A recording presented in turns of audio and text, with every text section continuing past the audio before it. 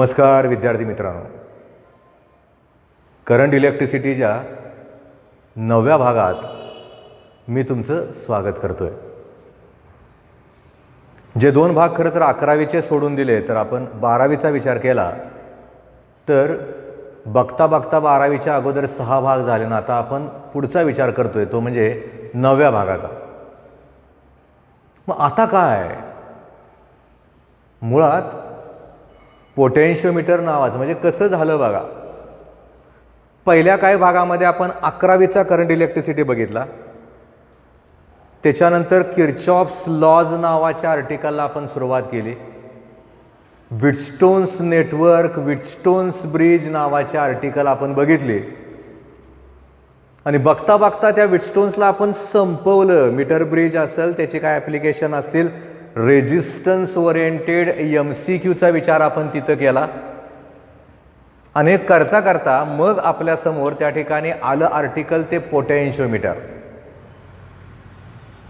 कसं झालं, कमीत कमी पोटेन्शियल जर मला मोजायचं झालं मिली व्होल्टमधलं, मायक्रोव्होल्टमधलं, तर माझा व्होल्टमीटर मोजू शकत नव्हता.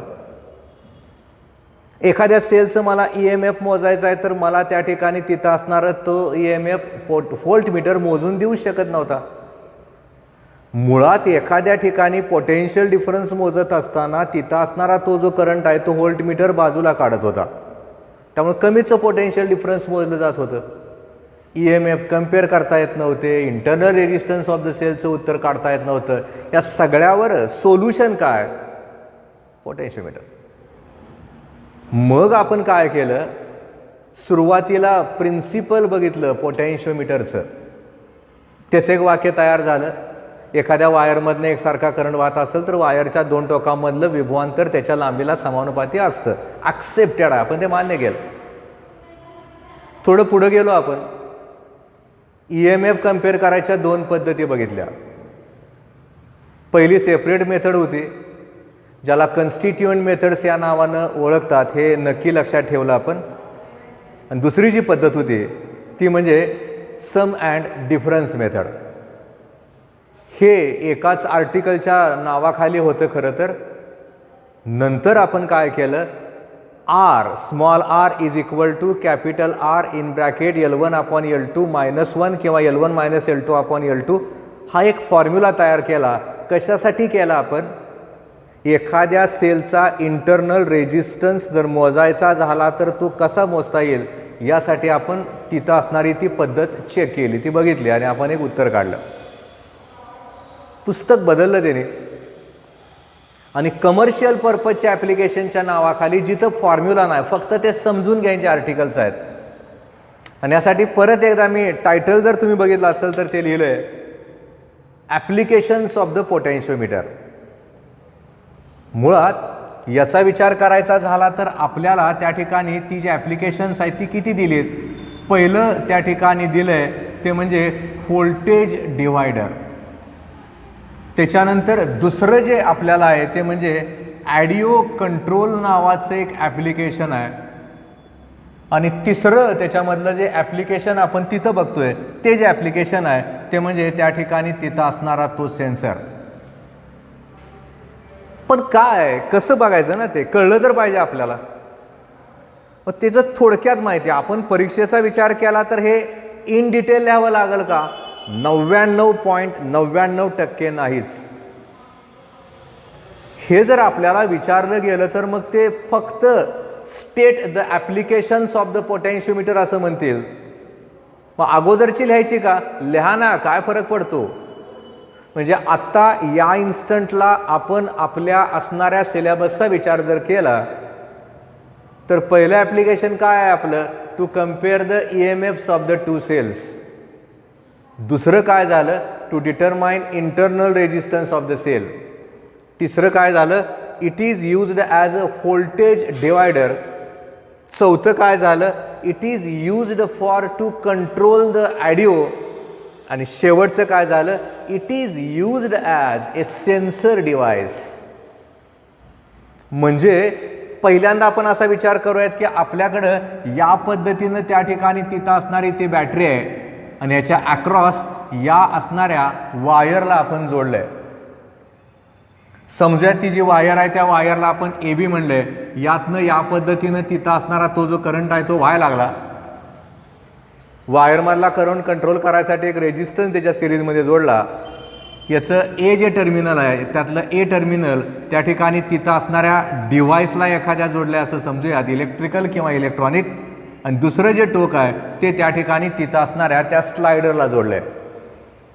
मुळात आपण ज्यावेळेस त्या असणाऱ्या लेंथचा विचार करतो, इकडची लेंथ L1 आहे, इकडची लेंथ L2 आहे असं आपण समजलं, आणि आपण तिथं असणारा तो जो स्लायडर आहे त्याला जर वायरवरनं फिरवलं तर तिथं असणारा तो स्लायडर त्या असणाऱ्या पोटेन्शियल डिफरन्सला डिव्हाइड करेल. का डिव्हाइड करेल तर आपल्याला माहिती आहे लांबीला पोटेन्शियल डिफरन्स हे डायरेक्टली प्रपोर्शनल असतंच. त्यामुळं इथं जर विचार केला तर आपल्याला त्या डिव्हाइसला कशा पद्धतीनं व्होल्टेज पाहिजे त्या पद्धतीनं त्या ठिकाणी तिथं असणारं ते जे व्होल्टेज आहे ते देता येऊ शकतं, देता येतं. हे नवीन ॲड झालं आहे पुस्तकामध्ये. ह्याचं नीट CET काय नाही, त्याचा काय विचार करायची फार, कारण आपण एक्झाम्पलला बघतोयच ना. त्यामुळं आपण जर समजा त्या ठिकाणी तिथं असणाऱ्या त्या ॲप्लिकेशनचा विचार करायचं ठरवलं तर पहिलं लक्षात ठेवायचं आहे ॲडिशनल ॲप्लिकेशन, ज्याला आपण कमर्शियल पर्पजची म्हणूयात, जे आपण रेग्युलरली वापरतो. आणि असा विचार करताना पहिलं व्होल्टेज डिवायडर या पद्धतीनं आहे. ह्यात दुसरं जे ॲप्लिकेशन दिलं आहे ते म्हणजे ऑडिओ कंट्रोल. आपल्या घरात जर ट्रान्झिस्टर किंवा रेडिओ असेल तर रेडिओला एक नॉब असतो, आणि तो जो नॉब आहे तो नॉब त्याच्यावर लिहिलं असते VC. VCचा अर्थ काय आहे, तो म्हणजे व्हॉल्यूम कंट्रोल. रेडिओचा आवाज कमी जास्त करायला आपण त्या ठिकाणी तिथं असणाऱ्या त्या नॉबचा वापर करतो. त्याच्यामध्ये इलेक्ट्रॉनिक असणाऱ्या इन्स्ट्रुमेंटचा वापर करून आतल्या बाजूला पोटेन्शियोमीटर प्रिन्सिपलचा वापर करून आपल्याला आवाज कंट्रोल करता येतो. एखाद्या ठिकाणी जर फ्रिक्वेन्सी जनरेटरला जर समजा या पद्धतीचा नॉब आपण जोडला तर त्या ठिकाणी तिथं असणारी ती जी फ्रिक्वेन्सी आहे ती पण आपल्याला वेगवेगळ्या पद्धतीनं तयार करता येते. जर समजा आपण विचार केला असेल त्या ठिकाणी तिथं असणाऱ्या एखाद्या वेगळ्या असणाऱ्या इंटेन्सिटीला कंट्रोल करायचा आहे तरीसुद्धा आपल्याला या पद्धतीच्या असणाऱ्या नॉबचा वापर करतात. याला इलेक्ट्रॉनिक्सच्या भाषेमध्ये पॉट म्हणतात. पॉट म्हणजे पोटेन्शियोमीटरच झालं. म्हणजे तो जो नॉब आहे तो आपण असा जो फिरवतो तो एक प्रकारचं व्होल्टेज कंट्रोल करतो किंवा आवाजाला कमी जास्त करतो. त्यामुळे तिथं असणारा तो जो ऑडिओ कंट्रोलचा जो व्हॉल्यूम कंट्रोलचा नॉब आहे त्याच्यामध्ये ज्या कुठल्या प्रिन्सिपलचा वापर करतात ते जे प्रिन्सिपल आहे ते असतं पोटेन्शियोमीटरचं प्रिन्सिपल. आणि त्याच्यानंतर एक सेन्सर आहे. सेन्सरचा अर्थ काय आहे, आजकाल सेन्सर हा कॉमनली यूज करणारा आपण शब्द वापरतो.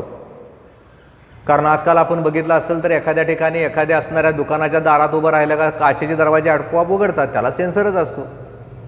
आजकाल गाडीला हात लावला का गाडीचा आवाज येतो, त्याला पण सेन्सर असतो. किंवा गाडीच्या मागं कोण आलं तर गाडीमधनं आवाज यायला सुरुवात होते. आजकाल तर अशा गाड्या निघाल्यात की त्या गाड्या पार्किंग करताना ड्रायव्हरची गरजच नाही लागत, ॲटो पार्किंग करतात. These are the sensors. पण इथला जो सेन्सर आहे तो वेगळ्या अर्थानं आहे. मशीन जे असतं त्या मशीनला मुव्हेबल पार्ट्स असतात. स्लायडरचे जे टर्मिनल आहे ते सेन्सरला जोडलं जातं, म्हणजे त्या मुव्हेबल पार्टवर जोडलं जातं. ज्यावेळेस त्या ठिकाणी तिथं असणारा तो जो पार्ट आहे तो फिरत राहतो आणि त्याची जर डिस्प्लेसमेंट व्हायला लागली तर तिथं असणारं ते जे व्होल्टेज आहे ते व्होल्टेज तयार होतं. कारण आपण बघितलं की त्या ठिकाणी तिथं असणारा तो जो स्लायडर आहे त्याला जर तारेवरनं फिरवलं तर तिथं जसं व्होल्टेज तयार होतं तसंच व्होल्टेज तिथं पण तयार होतं.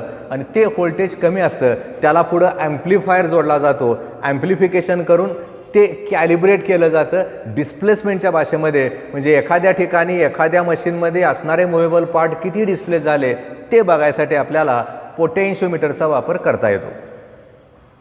नुसतं ऐकून समजून घ्या. नीट आणि CETचा विचार केला तर ते म्हणतील की असं असं मशीनच्या ठिकाणी कशाचा वापर केला जातो, ऑडिओ कंट्रोलमध्ये कुठल्या प्रिन्सिपलचा वापर करतात, व्होल्टेज डिवायडरमध्ये कुठल्या कंट्रोलचा किंवा कुठल्या इन्स्ट्रुमेंटचा वापर करतात. आपण आता सांगू शकतो ना. हे CET झालं. State the application of the पोटॅन्शिओमीटरपेक्षा वेगळं काय ते विचारणारच नाहीत, कारण मला 100% खात्री आहे, ती 99.99 नाही 100% खात्री आहे. आणि अशा परिस्थितीमध्ये डिटेलमध्ये मी का सांगितलं तर तुम्हाला ते कळावं, कारण शिकताय तुम्ही. शिकण्यामध्ये सगळ्यात महत्त्वाचा मुद्दा जर कुठला असेल तर ते आपल्याला अंडरस्टँडिंग करता आलं पाहिजे, आणि तसं ते तिथं समजणं यासाठी आपल्याला या पद्धतीनं त्या असणाऱ्या पोटेन्शिओमीटरचा विचार करावा लागेल. आणि असा विचार करता करता या टॉपिकमधला हा पोटेन्शिओमीटरचा जो भाग आहे तो खरं तर या ठिकाणी इथंच संपला. पण काय झालं, त्यांनी हा जो टॉपिक आहे या टॉपिकला पुढच्या एका टॉपिकमधले आर्टिकल अगोदरच जोडून हा टॉपिक मोठा केला. Magnetic effect of electric current नावाचा एक टॉपिक होता पूर्वीचा, त्याच्यामध्ये असणाऱ्या आर्टिकलला याच्यामध्ये त्यांनी इन्व्हर्ट केलं गेलं. आणि तसं ते इन्व्हर्ट करत असताना मग यात एक आर्टिकल त्याने ॲड केलं, आणि ते जे आर्टिकल आहे ते म्हणजे गॅल्व्हानोमीटर. ह्याची गंमत अशी आहे, गॅल्व्हानोमीटरचं प्रिन्सिपल, सेन्सिटिव्हिटी, ॲक्युरसी याच्यानंतरच्या टॉपिकमध्ये आहे. आणि ह्या टॉपिकमध्ये त्यांनी मुद्दामून अलीकडे घेऊन हा जो टॉपिक आहे याच्यामध्ये ॲमीटर आणि व्होल्टमीटर तुम्हाला शिकवायचा प्रयत्न करावा किंवा तसं व्हावं यासाठी या पद्धतीनं तिथं असणाऱ्या त्या गॅल्व्हानोमीटरला ॲड केलं आहे. याचं कन्स्ट्रक्शन डिटेलमध्ये आपल्याला पुढं बघायचं आहे, पुढच्या असणाऱ्या टॉपिकमध्ये बघायचं आहे. त्यांनी दिलंय थोडक्यात. खरं तर मी त्याचा जरा वेगळा व्ह्यू तुम्हाला देतो. मुळात हा जो व्ह्यू आहे हा या ठिकाणी देत असताना याच्यामध्ये अनेक प्रश्नाची जी उत्तर आहेत ती उत्तर आपल्याला इथं मिळणारच नाहीत, आणि तशी ती इथं मिळत नाहीत. म्हणून मी तुम्हाला काय सांगतोय, फक्त तात्पुरतं परीक्षार्थी व्हा, आणि मी आत्ता जे सांगतोय ते मात्र नक्की लक्षात ठेवा. असं समजूयात की हा एक हॉर्सशूचा मॅग्नेट आहे. मुद्दा म्हणून थोडा व्हर्टिकल व्ह्यू घेतो, पुस्तकात असं व्हर्टिकल नाही घेतला त्याने. हा एक हॉर्सशूचा मॅग्नेट आहे. त्याचे जे दोन पोल्स आहेत ते दोन पोल्स या पद्धतीने एकमेकाच्या समोर आलेत, आणि समोर येत असताना मुळात याला त्यांनी तयार करताना कॉन्केव्ह केलं, म्हणजे त्याचा जो आकार आहे तो आकार मी दिसतोय तसा अंतर्वक्र केला आहे. ह्याच्या आतल्या बाजूला ही एक कॉईल आहे, आणि त्या कॉईलला त्या ठिकाणी पिव्होट केलं गेलं, आणि पिव्होट करत असताना याला या पद्धतीनं हा एक पॉइंटर अटॅच केला गेला आहे. मुळात गॅल्व्हानोमीटरचा विचार करायचा झाला तर ती एक अशी डिव्हाइस आहे की जी खरं तर करंट सेन्सिटिव्ह डिव्हाइस आहे. जरा जरी करंट त्या ठिकाणी तिथं असणाऱ्या त्या गॅल्व्हानोमीटरमधनं पास झाला तर तिथं असणारा तो जो गॅल्व्हानोमीटर आहे याच्यामध्ये आपल्याला डिफ्लेक्शन बघायला मिळतं. त्यामुळे तिथं असणारा तो जो गॅल्व्हानोमीटर आहे त्याच्यावरचं जे कॅलिब्रेशन आहे ते कॅलिब्रेशन साधारण या पद्धतीनं असतं. 30पर्यंत असेल, इट डिपेंड्स. मग याला वेगवेगळ्या असणाऱ्या त्या स्केलमध्ये कॅलिब्रेट केलं जातं. या असणाऱ्या कॉईलचा विचार केला तर तिथं असणाऱ्या त्या कॉईलची जी दोन टर्मिनल्स आहेत ही दोन टर्मिनल कनेक्शनसाठी बाहेर काढली जातात. मुळात या असणाऱ्या कॉईलला इथं जर बघितलं तर तिथं पिव्होट केलेलं असतं, असं मधीच टांगून ठेवल्यासारखं असतं. दोन स्प्रिंगा असतात, एक पलीकडच्या बाजूला एक अलीकडच्या बाजूला, उलट्या असा जोडला. उलट्याच्या अर्थानं असा आहे, एक जर या पद्धतीनं स्पायरल असेल तर दुसरी जी आहे ती या पद्धतीनं स्पायरल असते. एकातनं करंट जातून एकातनं करंट बाजूला निघतो, असं त्या स्प्रिंगा त्या ठिकाणी जोडलेल्या असतात. आणि तिथं असणारी ती जी कॉईल आहे त्या कॉईलला या असणाऱ्या हॉर्सशू मॅग्नेटच्या बरोबर गॅपमध्ये बसवलं जातं. आणि असा जो गॅल्व्हानोमीटर आहे या गॅल्व्हानोमीटरचे प्रकार वेगवेगळे आहेत. Moving coil galvanometer, moving magnet type galvanometer, suspended coil type galvanometer, pivoted coil type galvanometer. हा जो गॅल्व्हानोमीटर मी तुम्हाला इथं फळ्यावर दाखवला आहे हा पिव्होटेड कॉईल टाईप आहे. याला टेबल टॉप गॅल्व्हानोमीटर या नावानं ओळखतात, जो आपण आपल्या कॉलेजमध्ये नेहमी वापरतो आपल्या वेगवेगळ्या प्रयोगासाठी. त्यामुळे आता आपण 100% लक्षात ठेवायचं आहे, गॅल्व्हानोमीटर नावाचा आर्टिकल डिटेलमध्ये आपल्याला पुढच्या टॉपिकमध्ये बघायचा आहे. तिथं मी जास्त डिटेलमध्ये शिकवणार आहे. आत्ता तात्पुरतं मी तुम्हाला सांगितलं की गॅल्व्हानोमीटर ही एक अशी डिव्हाइस आहे की ज्याच्यामधनं थोडासा जरी करंट त्या ठिकाणी पास झाला तर त्या ठिकाणी तिथं असणारी ती जी कॉईल आहे त्याच्यामध्ये जादाचं डिफ्लेक्शन येतं. आता हे ह्यात विचारणार नाही, ते पुढच्याच विचारतील. फक्त त्यांनी पुस्तकात थोडक्यात दिले म्हणून मी तुम्हाला थोडक्यात सांगितलं. जिथं कुठं गॅल्व्हानोमीटर आहे त्या ठिकाणी कशाचा विचार करायचा आहे तो पण आपण बघूयात ना. गॅल्व्हानोमीटर म्हणल्यानंतर मॅग्नेट आलं, कॉईल आलं, आयर्न कोअर आलं, हे इन डिटेलमध्ये कळतच नाही आपल्याला. आत्ता फक्त तात्पुरतं लक्षात आलं की बाबा याच्यामध्ये एक करंट सेन्सिटिव्हिटी असणारी डिव्हाइस आहे. जादा करंट पास झाला तर गॅल्व्हानोमीटरची कॉईल जळणार आहे. त्यामुळं आपण तात्पुरतं त्या ठिकाणी तिथं असणारा तो जो गॅल्व्हानोमीटर आहे त्याला फक्त आपण इनिशिएट केलंय. पण विचारणार जे आहेत ते सगळ्यात महत्त्वाचं आहे. आणि तसं तिथं विचारलं जात असताना कधी कधी काय होतं, आपल्याला प्रश्न विचारला असताना पोटेन्शियोमीटर मधला एक प्रश्न नेहमी विचारतात. तो मुद्दा म्हणून आता मी सांगतो याच्यामध्येच. What is the difference between potentiometer and voltmeter, किंवा state the advantages of potentiometer and voltmeter. तसं जर त्यांनी विचारलं तर मी काय करतो, या ठिकाणी तिथं असणारा तो जो पोटेन्शियोमीटर आहे तो एका बाजूला लिहितो आणि दुसऱ्या बाजूला त्या ठिकाणी तिथं असणारा तो व्होल्टमीटर लिहितोय. याच्या करस्पॉन्डिंगच्या ज्या टर्म्स आहेत त्या टर्म्स नक्की बघत जायचं आहे. मुळात त्या टर्म्स मी कशा सांगतो बघा. पहिल्या वाक्याचा विचार केला तर potentiometer can measure potential difference as well as EMF of the cell. हा सगळ्यात महत्त्वाचा भाग आहे. इथं मात्र हा फक्त पोटेन्शियल डिफरन्सच मोजतो. म्हणजे फरकाची वाक्य लिहायची झाली तर आपल्याला ते असं लिहावं लागेल, potentiometer can measure EMF as well as potential difference of the cell. Voltmeter measures only potential difference. त्याच्यानंतरचं सगळ्यात महत्त्वाचं काय आहे ते वाक्य पण लक्षात ठेवा, जे वाक्य त्या ठिकाणी करंट ओरिएंटेड आहे.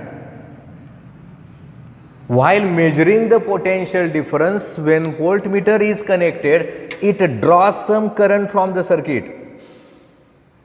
एखादा व्होल्टमीटर ज्या वेळेस आपल्याला पोटेन्शियल डिफरन्स मोजायसाठी म्हणून वापरायचा असतो त्यावेळेस त्या ठिकाणी तिथं असणारा तो जो व्होल्टमीटर आहे तो सर्किटमधनं करंट काढतो आणि कमी झालेला जो करंट आहे तोच त्या ठिकाणी तिथं असणारा तो व्होल्टमीटर मोजतो.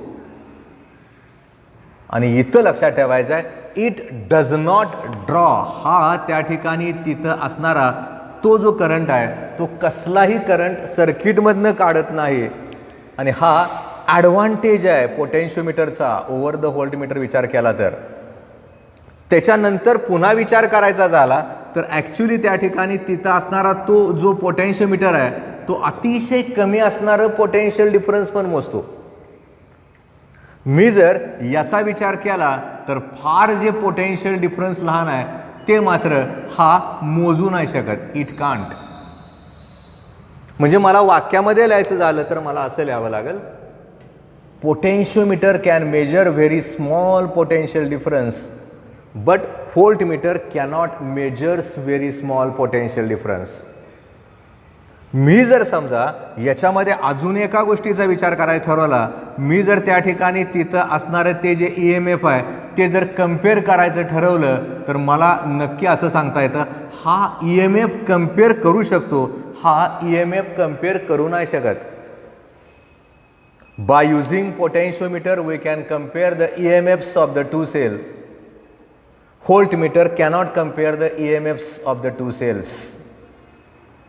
म्हणजे इंटरनल रेजिस्टन्सचा विचार केला तर त्या ठिकाणी तिथं असणारा तो जो पोटेन्शियोमीटर आहे तो इंटरनल रेजिस्टन्स मोजू शकतो. व्होल्टमीटर इंटरनल रेजिस्टन्स मोजू नाही शकत. म्हणजे इथं लिहित असताना potentiometer can measure internal resistance of the cell, voltmeter cannot measures internal resistance of the cell, हे सुद्धा आपल्याला लिहिता येतं. त्याच्यापेक्षा सुद्धा आपण जर विचार केला तर दोन गोष्टींचा विचार करावा लागतो. आणि हा विचार करत असताना एकतर सेन्सिटिव्हिटीचा विचार करावा लागतो आणि त्या ठिकाणी तिथं असणाऱ्या ॲक्युरसीचा पण विचार करता येतो. Sensitivity and accuracy of the potentiometer can be increased by increasing length of the wire. जी तार आपण वापरतोय पोटेन्शियोमीटरला त्या वायरची लांबी वाढवून आपल्याला तिथं असणारा तो जो पोटेन्शियोमीटर आहे त्या पोटेन्शिओमीटरची सेन्सिटिव्हिटी आणि करस्पॉन्डिंग असणारी जी ॲक्युरेसी आहे त्याला वाढवता येतं.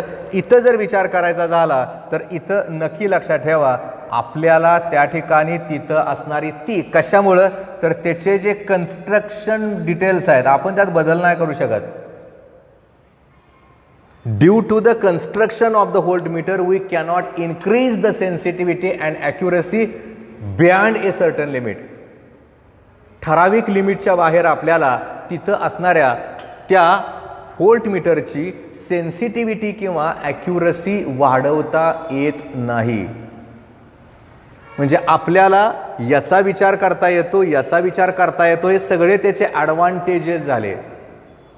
म्हणजे आपल्याला विचार करत असताना इथं नक्की असा विचार करता येतो. पहिलं लक्षात ठेवायचं, परत एकदा मी सांगतो, potentiometer can measure potential difference as well as EMF of the cell. Voltmeter can measure only potential difference. Second one, while measuring the potential difference, potentiometer does not draw any current from the circuit. Either while measuring the potential difference, voltmeter draws this current from the circuit. Third one, by using potentiometer, we can measure very small potential difference. Voltmeter cannot measure very small potential difference. Fourth one, by using voltmeter we cannot compare the EMFs of the cell, but by using potentiometer we can compare EMFs of the two cells. त्याच्यानंतर fifth one, internal resistance of the cell can be calculated by potentiometer. Voltmeter cannot measures internal resistance of the cell. आणि यातलंच शेवटचं जर बघितलं, हे शेवटचं या अर्थानं म्हणतोय ॲडव्हान्टेजेस ओरिएंटेड झालं. By increasing length of the wire we can increase sensitivity and accuracy of the potentiometer. Due to the constructional details we cannot increase sensitivity and accuracy of the voltmeter beyond a certain limit. एका ठराविक लिमिटच्या बाहेर आपल्याला तिथं असणाऱ्या त्या व्होल्टमीटरची sensitivity किंवा accuracy वाढवता येत नाही. हे सगळं आपण ॲक्सेप्ट केलं, पण ह्याच्यामध्ये तोटे पण आहेत. हा तसा विचार करायचा झाला तर बल्की आहे, याचा विचार करायचा झाला तर हा पोर्टेबल आहे, याचा विचार करायचा झाला तर हा डायरेक्ट रीडिंग आपल्याला देत नाही, आपल्याला कॅल्क्युलेशन करावं लागतं. याचा विचार करायचा झाला तर हा आपल्याला डायरेक्ट रीडिंग देतो. त्यामुळं हे जे दोन विचारात आपण घेतले ते खरं तर पोटेन्शियोमीटरचे डिमेरिट्स आहेत, त्याचा तो डिसॲडव्हान्टेज आहे. कुठला तर potentiometer is bulky, it is not easy to handle. त्याला आपण सहजासहजी उचलून नाही नेऊ शकत. मोठीच्या मोठी फळी, त्याला वायरा जोडा, त्याला ड्रायव्हर सेट जोडा, हे सगळं करावं लागतं. ते टफ आहे, टिपिकल आहे. तसं इथं नाही, उचला ठेवा वायरा जोडा, पोर्टेबल आहे, ते कुठून कुठं पण घेऊ जाऊ शकतो आपण. याचा विचार केला तर आपल्याला पोटेन्शियोमीटरच्या साहाय्यानं रिडिंग्स घेत असताना डायरेक्ट रिडिंग आपल्याला मिळत नाही, आपल्याला कॅल्क्युलेशन करावं लागतं. पण ज्यावेळेस आपण त्या ठिकाणी तिथं असणाऱ्या व्होल्टमीटरचा विचार करतोय, it gives the direct reading. आपल्याला तिथं असणारा तो जो व्होल्टमीटर आहे तो डायरेक्ट रिडिंग देतो. हा यातला महत्त्वाचा भाग झाला. म्हणजे आपल्याला त्या ठिकाणी तिथं असणाऱ्या त्या पोटेन्शियोमीटर आणि व्होल्टमीटरच्या करस्पॉन्डिंग आता काय पण विचारू द्यात, तुम्हाला ती जी उत्तरं आहेत ती उत्तरं नक्की देता येतील. ह्याची गणितं पण आपल्याला बघायची आहेत. आपण गणिताचे तास जादा नाहीत घेतले, मुद्दामून अगोदर जास्त नाही घेतले. समोरासमोर असल्याशिवाय एक्झाम्पल घेण्यामध्ये मजा नाही येत. हे नुसतंच मी घेणार, तुम्ही वाचणार, तुम्ही बघणार, उत्तर नाही मिळणार, तुम्ही कॅल्क्युलेशन नाही करणार, नुसतं आपण समोर बसून अशा प्रकारे जर राहिलो तर नाही शक्य होते, ते टफ होत जातं. म्हणून आज काय विचार केला आपण बघा. याच्यामध्ये आपण विचार करत असताना गॅल्व्हॅनोमीटरला आपण सुरुवात केली. आता ते मुद्दामून मधीच का घेतलं तर ते कळतं आपल्याला, कारण आता व्होल्टमीटर पुढे येणार आहे म्हणून आपण त्याला विभागून मुद्दामून बघितलंय. म्हणजे ॲडव्हान्टेजेस आणि डिसॲडव्हान्टेजेसचा विचार करून फरकाच्या मुद्द्यात काय पण चालतंय ना. पण state the advantages of voltmeter over potentiometer जर त्यांनी म्हणलं तर मग मात्र आपल्याला वेगळा विचार करून ते लिहावं लागतं. आणि तसा विचार तिथं करायसाठी आपल्याला या सगळ्या कॉन्सेप्टचा आधार नक्की घ्यावा लागेल. गॅल्व्हानोमीटरचं कन्स्ट्रक्शन डिटेल्स आपल्याला बघायचेत याच्यानंतरच्या टॉपिकमध्ये. त्यातल्या त्यात हा गॅल्व्हानोमीटर ज्यावेळेस तुम्ही तुमच्या कॉलेजच्या लॅबमध्ये वापराल बघाल जास्त क्लिअर होईल. फक्त तात्पुरतं लक्षात ठेवाल की गॅल्व्हानोमीटरचा विचार करत असताना गॅल्व्हानोमीटरचे 2 प्रकार आहेत. त्यातला पहिला जो प्रकार आहे तो म्हणजे मूव्हिंग कॉईल गॅल्व्हानोमीटर आणि दुसरा जो प्रकार आहे तो म्हणजे मूव्हिंग मॅग्नेट टाईप गॅल्व्हानोमीटर. त्याचं दुसरं नाव आहे त्याला म्हणतात टँजंट गॅल्व्हानोमीटर. मूव्हिंग कॉईल गॅल्व्हानोमीटरचा विचार केला तर त्याचे परत 2 प्रकार पडतात. त्यातला पहिला जो प्रकार आहे तो म्हणजे त्या ठिकाणी असणारा पिव्होटेड कॉईल टाईप गॅल्व्हानोमीटर आणि दुसरा जो प्रकार आहे तो म्हणजे सस्पेंडेड कॉईल टाईप गॅल्व्हानोमीटर. आता हे आपण थोडंसं तात्पुरतं त्या गॅल्व्हानोमीटरच्या कन्स्ट्रक्शनला वगैरे बाजूला ठेवूयात. आणि ह्याच्यामध्ये जी 2 आर्टिकल आपल्याला दिलीत महत्त्वाचे ज्याच्यावर हमखास प्रश्न बोर्डाच्या परीक्षेत असतो आणि हमखास MCQs विचारतात ते कळलं पाहिजे आपल्याला काय करायचं ते. तेव्हा यातला पहिला जो भाग आहे तो म्हणजे ॲमीटर. आणि मुद्दा म्हणून मी ज्या पद्धतीनं तुम्हाला शिकवतोय त्या पद्धतीनंच शिकत राहा, कारण ते पुस्तकात त्याची कंटिन्युटी तितकीशी मेंटेन नाही होत. आपण त्याला सिस्टमॅटिक मेथडनं पुढं जायचा प्रयत्न करतोय.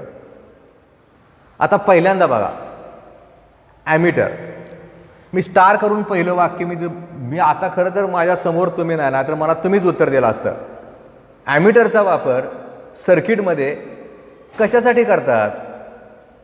करेक्ट आहे, करंट मोजायसाठी. त्यामुळे इथं आपण लिहू शकतो ammeter is a device which is used for current measurement. म्हणजे आपण त्या ठिकाणी तिथं असणारा तो जो ॲमीटर आहे तो ॲमीटर करंट मोजायला वापरू शकतो. आता मान्य केलं आपण. गॅल्व्हानोमीटर कशाला वापरता येतो? तो पण करंट मोजायला वापरता येईल ना. मग तुम्ही म्हणणार की सर आपल्याकडं गॅल्व्हानोमीटर असताना ॲमीटर का? ते महत्त्वाचं आहे सगळ्यात. ते दिलं ना डिटेलमध्ये आपल्याला. खरं तर याच्यात नक्की लक्षात ठेवा पहिलं वाक्य, कारण आपल्याला गॅल्व्हानोमीटरचा वापर डायरेक्ट ॲमीटर म्हणून करता येत नाही. का नाही करता येत? Coil of the galvanometer is very delicate. ती इतकी नाजूक आहे, इतकी थीन आहे, जरा जरी करंट पास झाला तर ती कॉईल डॅमेज होते.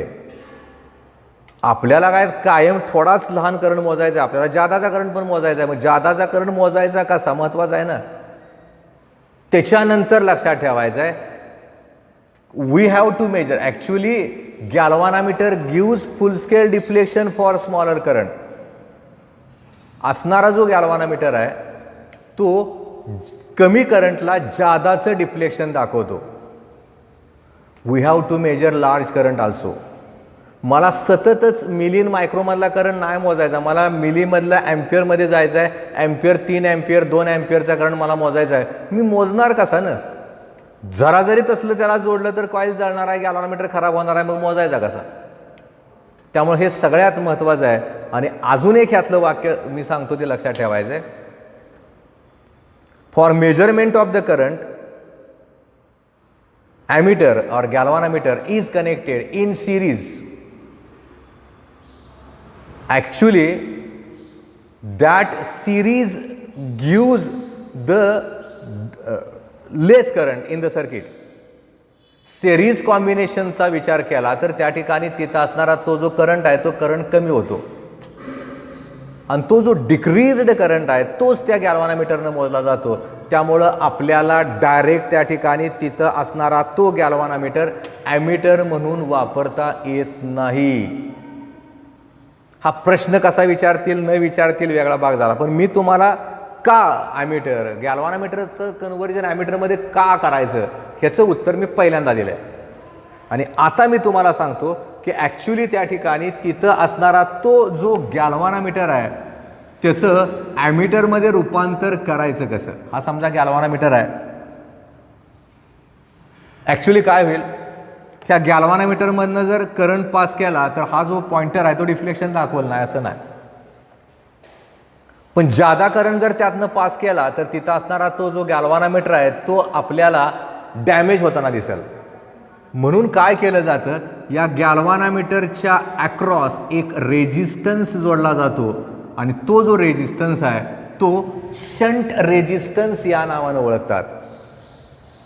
एखाद्या असणाऱ्या रेजिस्टन्सला दुसरा रेजिस्टन्स जर पॅरलल कॉम्बिनेशनला जोडला तर त्याला शंटिंग ऑफ द रेजिस्टन्स या नावानं ओळखतात. त्यामुळे हा जो गॅल्व्हॅनोमीटर आहे त्याच्या पॅरलल कॉम्बिनेशनला हा जर शंट रेजिस्टन्स जोडला आणि मी जर समजा या सगळ्याला या पद्धतीनं डॉटेड लाईननं जर दाखवलं तर यालाच खरं तर जे कुठलं नाव दिलं जातं ते जे नाव आहे ते म्हणजे ॲमीटर. मी सहज तुम्हाला प्रश्न विचारला असता, अरे बाबा याला किती जंक्शनचे पॉईंट आहेत, तुम्ही म्हणणार 2 आहेत सर. आता आम्हाला कळतंय, आम्हाला येतंय ते. मग काय होईल, हा करंट इथं जात असताना शंट रेजिस्टन्समधनं वेगळा करंट जाईल, त्याला आपण IS म्हणूयात, आणि गॅल्व्हॅनोमीटरमधनं जाणारा जो करंट आहे त्याला IG म्हणूयात. इथं एक वाक्य असं डोक्यात खिळा मारल्यासारखं लक्षात ठेवा, कारण ते फार महत्त्वाचं आहे. गॅल्व्हॅनोमीटर is converted into ammeter by connecting a low value resistance called as shunt resistance in parallel with galvanometer. एखाद्या असणाऱ्या गॅल्व्हॅनोमीटरच्या पॅरलल कॉम्बिनेशनला जर समजा आपण एखादा कमी किमतीचा लो व्हॅल्यू म्हणतोय मी, कारण काय होणार बघा, जो करंट मला मोजायचा आहे मी त्याला सिम्बॉलिकली रिप्रेझेंट करतो. I म्हणजे काय आहे, करंट टू बी मेजर्ड, म्हणजे मला जो कुठला करंट त्या ठिकाणी मला मोजायचा आहे तो जो करंट आहे त्याला मी सिम्बॉल वापरला I.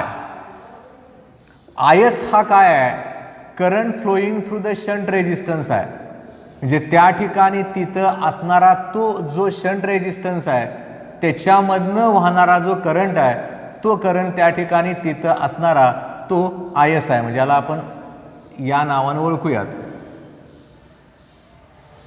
कॅपिटल Gचा विचार केला तर आपण मागं वापरलाय, हा गॅल्व्हॅनोमीटरचा रेजिस्टन्स आहे.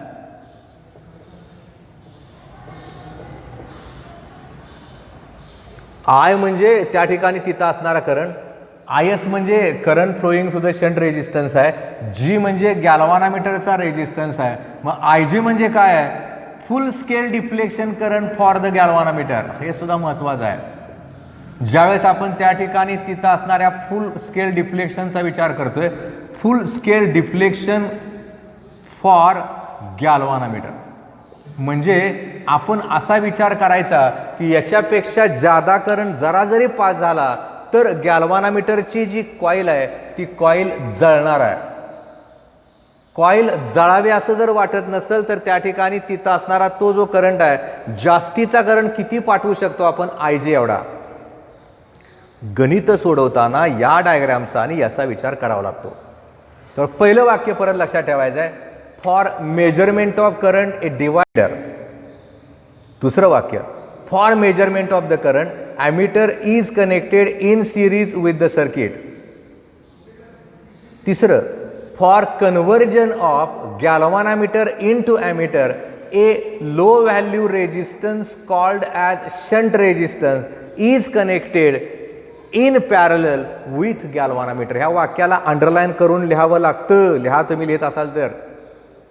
एखाद्या असणाऱ्या गॅल्व्हॅनोमीटरच्या पॅरललमध्ये जर शंट रेजिस्टन्स जोडला तर त्या ठिकाणी तिथं असणारा तो जो गॅल्व्हॅनोमीटर आहे त्याचं रूपांतर ॲमीटरमध्ये करता येतं. जो जादाचा करंट आहे, जो मोजायचा आहे, त्याला सिम्बॉल I आहे. शंट रेजिस्टन्समधनं वाहणारा करंट आहे तो IS आहे. कॅपिटल G म्हणजे गॅल्व्हॅनोमीटरचा रेजिस्टन्स आहे. ज्या कुठल्या डिफ्लेक्शनला गॅल्व्हॅनोमीटर आपल्याला फुल स्केल डिफ्लेक्शन दाखवणार आहे ज्या करंटला, त्याला IG या नावानं आपण ओळखूयात. आणि आता शंट रेजिस्टन्स त्याची कुठला लो व्हॅल्यू, म्हणजे किती लो व्हॅल्यूचा ठेवायचा ना. मला जर 10 मिली अँपिअरचा मोजायचा आहे, 50 मिली अँपिअरचा मोजायचा आहे, 1 अँपिअरचा मोजायचा आहे, 3 अँपिअरचा मोजायचा आहे, प्रत्येक ठिकाणी तो शंट चालेल का? नाही चालणार. मला त्या ठिकाणी तिथं असणारा तो जो शंट रेजिस्टन्स आहे, त्या शंट रेजिस्टन्सच्या ज्या किमती आहेत त्या मला बदलाव्या लागतील. आणि तशा त्या ज्या किमती आहेत त्या मला इथं बदलायच्या झाल्या तर मग मला या सर्किटकडे वळावं लागेल. आत्ताच मी तुम्हाला सांगितलं होतं, सर्किटकडे बघत असताना 100% जाणवते आपल्याला हा जंक्शनचा पॉईंट आहे. याच्यापर्यंत येणारा करंट आय आहे, तो विभागला गेला, शंट रेजिस्टन्समधनं आय एस झाला, गॅल्व्हॅनोमीटरमधनं आय जी झाला. आणि मी तुम्हाला विचारलं की सांग बाबा यातलं मॅथमॅटिकल इक्वेशन काय आहे? तुम्ही काय म्हणणार की सर सोपं आहे की I is equal to I G plus I S. दिसतंय की आपल्याला, त्याला इक्वेशन नंबर 1 देऊयात. आता काय होतं बघा, मुळात कधी काळी आपण शिकलेलो असतो, किंवा दोनपेक्षा जास्त रेजिस्टन्सेस पॅरलल कॉम्बिनेशनला जर जोडले तर त्यातनं वाहणारा जो करंट आहे तो वेगळा असतो, पण त्याच्या अक्रॉसचं पोटेन्शियल डिफरन्स सेम असतं. म्हणजे मी जर विचार केला त्या ठिकाणी तिथं असणाऱ्या शंट रेजिस्टन्सच्या अक्रॉसचं पोटेन्शियल डिफरन्स आणि गॅल्व्हॅनोमीटरच्या अक्रॉसचं पोटेन्शियल डिफरन्स, त्याला सिम्बॉलिक रिप्रेझेंट करताना व्ही एस आणि व्ही जीने केलं. ओहम्स लॉचा वापर करावा लागेल. ओहम्स लॉचा वापर करताना व्ही एस म्हणजे काय झालं, कारण V is equal to I R. याचा अर्थ या ठिकाणी व्ही एसची किंमत माझी आली I S into S, V जीची किंमत आली I G into G. S म्हणजे शंट रेजिस्टन्स, आय एस मध्ये त्यातला वाहणारा करंट, जी म्हणजे गॅल्व्हॅनोमीटरचा रेजिस्टन्स, त्यातनं वाहणारा करंट म्हणजे I G. V is equal to I R. उत्तर मला काढायचं आहे कशाचं, कुठला फॉर्म्युला तयार करायचा आहे? शंट रेजिस्टन्सचा. आणि मला जर तो फॉर्म्युला तयार करायचा झाला तर मग मला काय करावं लागेल? एस इज इक्वल टू, इथं लिहित असताना I G upon I S into G. आता जर मी इकडं वळलो, I S, I is equal to I G plus I S आहे. याचा अर्थ I S is equal to काय झालं? बरोबर आहे, आय मायनस आय जी झालं. हेच जर इथं लिहिलं तर S is equal to I G upon I minus I G into G झालं. आणि हा एक फॉर्म्युला तयार झाला. म्हणजे याच्यात अजून व्हेरिएशन आहेत, पण आजच्या दिवसापुरतं आपण एवढंच बघतोय. शंट रेजिस्टन्सचं उत्तर काढत असताना S is equal to I G upon I minus I G into G झालं.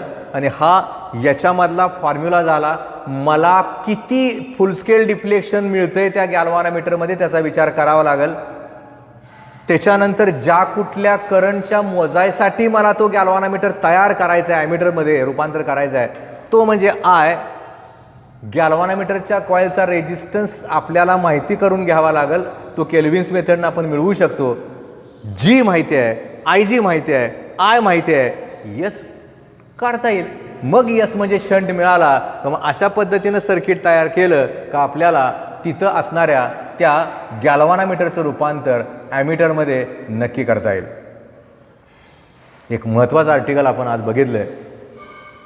अजून ह्याचे काही व्हेरिएशन्स आपल्याला बघायचे, पण आज नाही घेणार मी, ते पुढच्या लेक्चरला घेतोय, म्हणजे 10व्यामध्ये येईल. 11व्याला पुन्हा व्होल्टमीटर किंवा त्याच्या आधीच व्होल्टमीटर बघावं लागेल. मग ह्याची गणितं पण आपल्याला घ्यायची. आज या असणाऱ्या आर्टिकलबरोबर इथंच थांबतोय आपण. याच्यानंतरच्या लेक्चरला आपल्याला यातला व्होल्टमीटर बघायचा आहे. ज्याला ॲमीटर काढला त्याला व्होल्टमीटर नक्की कळतो. त्यामुळे आज इथंच थांबतोय आपण. अभ्यास करताय तुम्ही, करायलाच पाहिजे, माझं वाक्यच आहे. त्यामुळं धन्यवाद.